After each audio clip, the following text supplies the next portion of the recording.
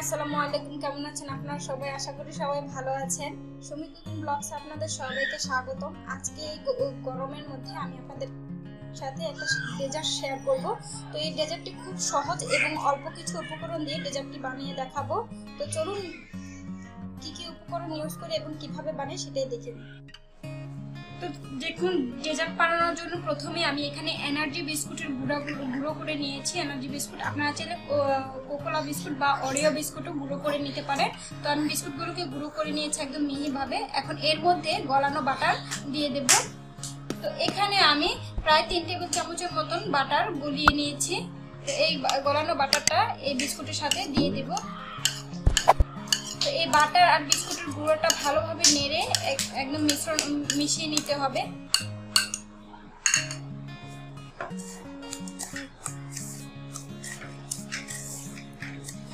তো বাটারের সাথে বিস্কুটের গুঁড়োটা ভালোভাবে আমি মিশিয়ে নিচ্ছি।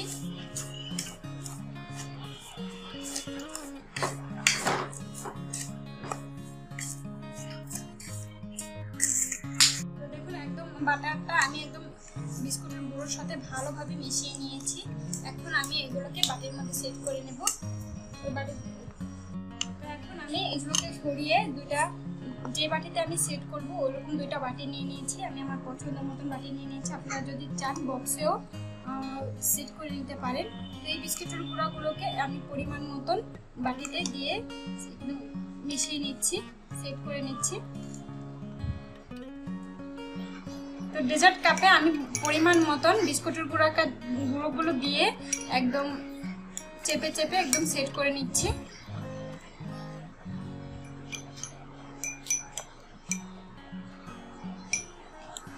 তো দেখুন, এর মধ্যে আমি বিস্কুটের গুঁড়োগুলো একদম ডেজার্ট কাপে ভালোভাবে সেট করে নিয়েছি চেপে চেপে।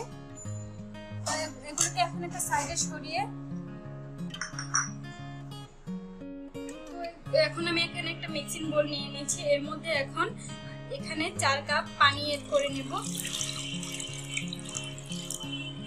4 কাপ পানি এড করে নেওয়ার পরে এখানে আমি দিয়ে দেব 1.5 কাপ পরিমাণের গুঁড়ো দুধ। আপনারা চাইলে মিল্ক বিটা দিয়ে মিল্ক বিটার সাথে 1/2 কাপ গুঁড়ো দুধ দিতে পারেন। আমি এটা পুরোটাই গুঁড়ো দুধ দিয়ে করব। তো দুধটা একদম পানির সাথে ভালোভাবে মিশিয়ে নিতে হবে।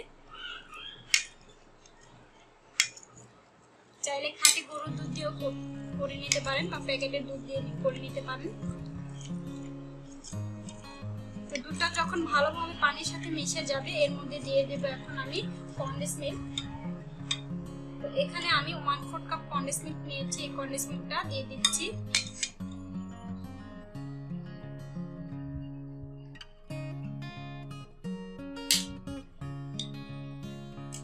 কনডেন্স মিল্কটা দেওয়া হয়ে গেলে এর মধ্যে দিয়ে দেব চিনি। তো চিনিটা আপনাদের স্বাদ অনুযায়ী দিবেন। এখানে আমি 1/4 কাপের মতন চিনি দিয়ে দিলাম। তো এখন চিনিটাকে ভালোভাবে মিশিয়ে নিতে হবে। চিনিটা গলে যাওয়া আগ পর্যন্ত আমি নাড়তে থাকবো। তো দেখুন, সব চিনি এবং কনডেন্স মিল্কগুলো দুধের সাথে ভালোভাবে মিশিয়ে নিয়েছি। এখন আমি এটা থেকে অর্ধেকটা দুধ আমি নিয়ে নেব একটা মিক্সিং বলে। তো এজন্য এখানে একটা মিক্সিং বল নিয়েছি। একদম পুরো অর্ধেক নিয়ে নিতে হবে। আমি অর্ধেকটা মিশ্রণ নিয়ে নিয়েছি আলাদা বাটিতে। এখন এই অর্ধেকটার মধ্যে আমি কোকো পাউডার মিশিয়ে নেব। তো এখানে আমি 3 টেবিল চামচের মতন কোকো পাউডার নিয়ে নিয়েছি। তো এখন এই কোকো পাউডারটা দিয়ে দুধের সাথে ভালোভাবে মিশিয়ে নেব। আপনারা চাইলে এখানে কালা চকলেটের বারও দিয়ে দিতে পারেন। আমি চকলেটের বারটা দিলাম না।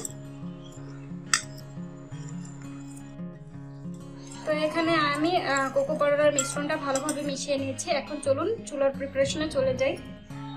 দেখুন, প্রথমে আমি কোকো পাউডারের মিশ্রণটা চুলায় প্যানে বসিয়ে দিয়েছি। এখন এটাকে একটা বলক আনাবো। এরপর এর মধ্যে কর্নফ্লাওয়ার দিয়ে দেব। দেখুন, এগুলো যখন বলক চলে আসবে তখন চুলার আঁচটা একদম কমিয়ে দিতে হবে।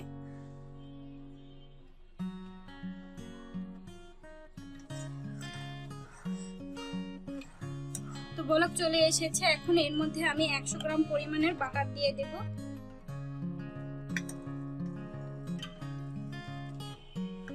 তো বাটারটা যখন গলে যাবে এর মধ্যে আমি কর্নফ্লাওয়ারের মিশ্রণ দিয়ে দেব। তো এখানে আমি 1/4 কাপ কর্নফ্লাওয়ার নিয়ে নিয়েছি। এখন 1/4 কাপ কর্নফ্লাওয়ারে আমি 1/2 কাপ পানি দিয়ে গুলিয়ে নেব।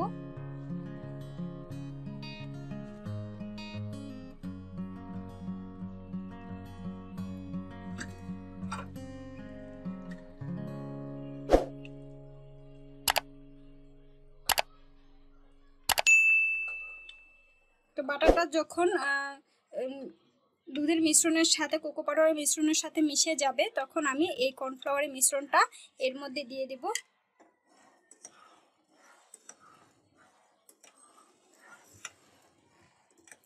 তো বাটারটা দেখুন ভালোভাবে গলে গিয়েছে।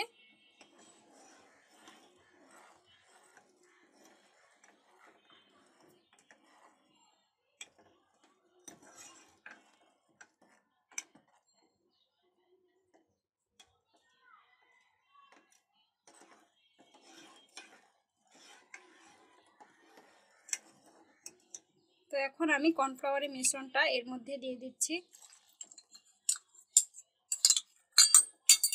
এখন অনবরত নাড়তে হবে, নাড়া বন্ধ করা যাবে না, তাহলে প্যানের তলায় লেগে যেতে পারে।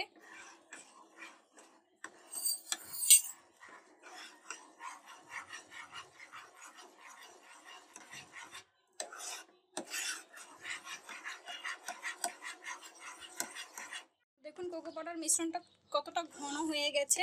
তো এখন আমি চুলা থেকে নামিয়ে নিচ্ছি। তো আমি আরেক লেয়ারের জন্য দুধের প্রিপারেশনটা করে নিচ্ছি।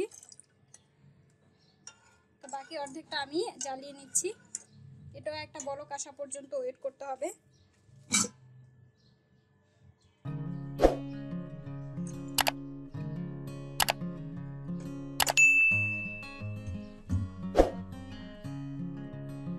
তো দেখুন দুধগুলো বলক চলে এসেছে।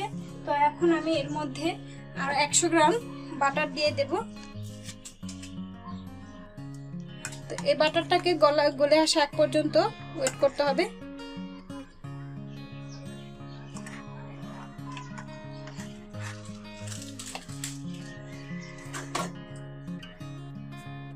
দেখুন দুধের সাথে ভালোভাবে মিশে গেছে। এখন আমি এখানে 1/4 কাপ কর্নফ্লাওয়ার নিয়েছি আর এর মধ্যে আমি 1/2 কাপ পানি দিয়ে কর্নফ্লাওয়ারটা মিশিয়ে নিচ্ছি।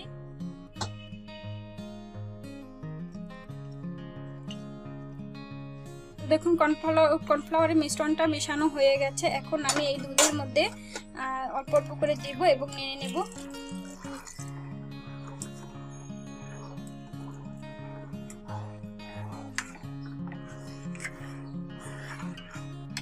এটা যখন ঘন থিকনেস হয়ে যাবে একদম, তখন আমি এটাকে চুলা থেকে নামিয়ে নেব। এখন অনবরত নাড়তে হবে, না হলে নাড়া বন্ধ করা যাবে না, প্যানের তলায় লেগে যেতে পারে।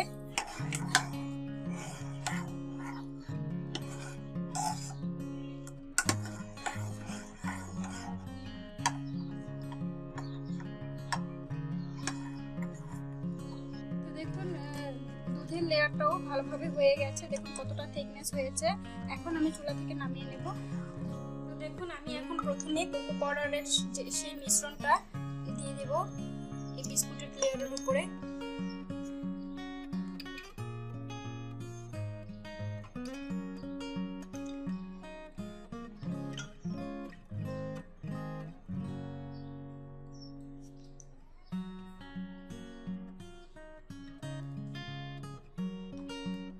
এখন উপরের লেয়ারে সেই দুধের মিশ্রণটা দিয়ে দেব।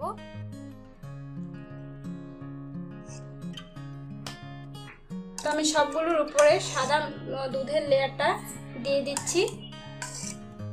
এই দুধের লেয়ারটা দেওয়া হয়ে গেলে এখন আমি এগুলোকে ফ্রিজে ঠান্ডা করে নেব রেখে।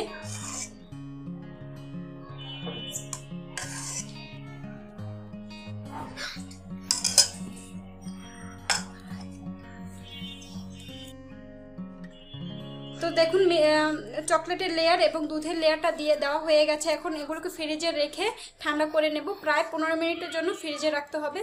তো বন্ধুরা ফ্রিজ থেকে বের করে নিয়ে আসলাম ঠান্ডা ঠান্ডা ডেজার্ট। তো এইভাবে আপনারা অবশ্যই বাসায় ট্রাই করে দেখবেন। ভালো লাগলে ভিডিওটিকে একটা লাইক দেবেন। তো আপনাদেরকে একটু উঠিয়ে দেখাচ্ছি যে ভিতর পর্যন্ত কত সুন্দর লেয়ারটা গেছে। আগে আপনাদেরকে একটু বাটিটা দেখাচ্ছি। দেখুন লেয়ারটা কত সুন্দর দেখাচ্ছে বাটির মধ্যে। তো আমি একটু উঠিয়ে দেখাচ্ছি চামচের সাহায্যে। তো ক্রিম ছাড়াই এই গরমে আপনারা এরকম খেতে পারেন।